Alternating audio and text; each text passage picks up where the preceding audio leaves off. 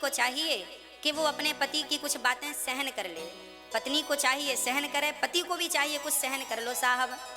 बात बात पे आंख मत दिखाओ। एक पत्नी हमें मिल गई, दोनों बड़े दुखी थे, पति पत्नी दोनों हमारे पास आए। गुरुजी हम दोनों बड़े परेशान हैं। हमने कहा क्यों? तो कोई तीसरा बोल पड़ा। उन्होंने कहा गुरुजी इनकी पत्नी को 25,000 रुपये महीना मिलता है, ये भी सरकारी है, सरकारी नौकरी है इनकी, और इनके पति को भी 25,000 रुपये महीना मिलता है, ये भी सरकारी है।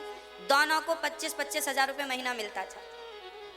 दोनों जॉब करते थे, सरकारी थे, सरकारी जॉब थी। कभी पति कहता पत्नी से सुना तुम हमारी बात नहीं सुनती हो, जरा ऐसा काम नहीं, ऐसे नहीं ऐसे किया करो। तो पत्नी बोली खबरदार हमें ज्यादा पाठ ना पढ़ाओ, हम भी तुम्हारी तरह, हम अनपढ़ नहीं है, हम भी कमाती हैं 25,000 रुपये महीना, हमारी भी सरकारी जॉब है। जब पति कुछ बोलता ना तो पत्नी बोल देती कि हम तुम्हारी नौकरानी नहीं है, हम भी 25,000 रुपये तनख्वाह कमाते हैं, सरकारी है। हाँ अच्छा, तो तुम 25,000 कमा रही हो तो अपने पति को रौब दिखाओगी? ऐसा होता है। अच्छा पुरुष लाख रुपए कमाए ना तो वो अपनी कमाई की गर्मी कभी नहीं दिखाता, दिखाते होंगे तो कम लोग होंगे, पर ये आदत स्त्रियों में ज्यादा है। यदि वो कुछ करने लगे ना तो अपनी कमाई का बड़ा, थोड़ा सा भी काम करें, वो 10,000 रुपये महीने कमाने लगे तो फिर वो अपने पति को कम नहीं समझती अपने से, हम तुमसे ज्यादा है, हमें मूर्ख ना समझना, हम कमाते हैं। मैं आप सभी से हाथ जोड़ के निवेदन करूं, आप भगवान करे बहुत कमाएं, पर रिश्तों में ऐसा नहीं होना चाहिए। रिश्तों में एटीट्यूड नहीं चलता, रिश्तों में ईगो नहीं चलता, रिश्तों में अहंकार नहीं चलता कि मैं 50,000 कमाती हूँ, मैं 50,000 कमाता हूँ, ये नहीं चलेगा। रिश्तों में केवल प्रेम चलता है। तुम कुछ हो, यदि तुम कहोगे कि मैं ये हूँ, मैं ये हूँ, मेरी ऑफिस में इतना सम्मान है, लोग मुझे इतना आदर करते हैं, तो क्या तुम अपनी पत्नी से भी अपना आदर कराना चाहते हो? अरे जमाने में तुम्हारा आदर होगा, सम्मान होगा, पर घर में तुम वो बन के मत रहो जो जमाने में, घर में तो घरवाला बन के रहो, घरवाली बन के रहो, एक सामान्य जिंदगी जियो घर में। हाँ बाहर में फिर तुम कुछ भी हो, अच्छी बात है, पर घर में वो अहंकार घर में ना प्रवेश करे कि हम कुछ हैं। यदि ये अहंकार घर के भीतर आ गया कि मैं कुछ हूं तो रिश्तों में खटास आ जाएगी, दरार पड़ जाएगी, टूट जाएंगे। इसलिए आप सब कुछ भूल कर आप होंगे बहुत अच्छे, रहिए, भगवान करे और तरक्की कीजिए, परंतु एक प्यार भरा जीवन हो, हंसता मुस्कुराता जीवन हो, पत्नी हंसे पति भी हंसे, दोनों में प्रेम हो, दोनों में हर प्रकार की बातें हो, बड़ा प्रेम हो। और जब आपको हंसता खेलता देखेगा आपका बच्चा तो वो भी हंसेगा, वो भी मुस्कुराएगा। आप संस्कारवान रहेंगे तो वो भी संस्कार। आप दोनों की जिम्मेदारी है पति पत्नी की कि आप अपने बच्चे को बहुत संस्कारी बनाएं और बहुत योग्य बनाएं।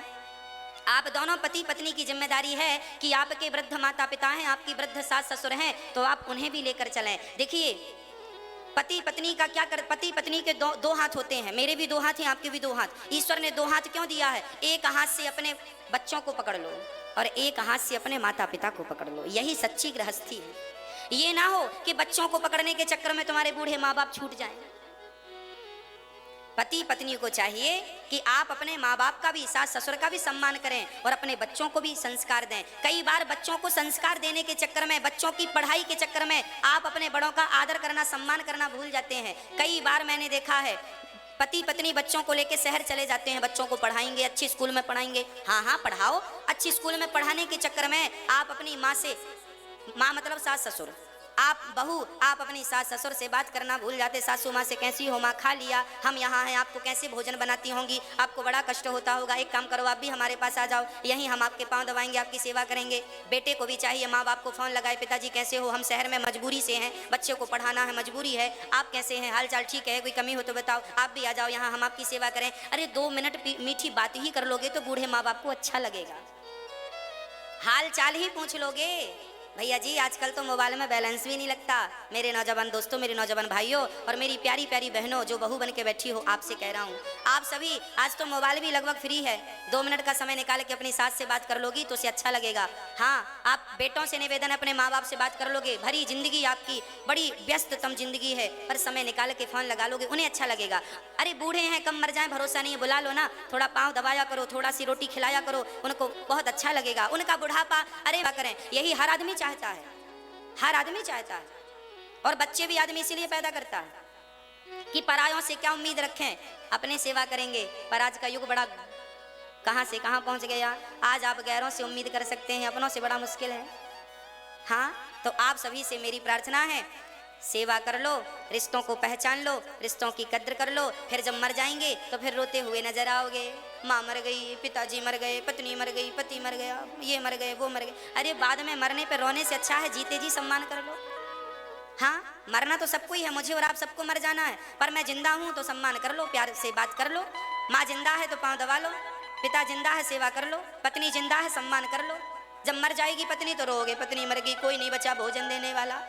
जब तक माँ जिंदा है तो आपके लिए माँ की गोद खाली है। कभी भी जाओ माँ के सिर पे, माँ की गोद में सिर रख लो, माँ बड़ा प्यार से सिर दबाएगी, माँ बड़ा प्यार करेगी, चूमा आपका चुम्बन करेगी, गालों का हृदय से लगाएगी, मेरा बेटा कैसा है, मेरा बेटा कैसा है।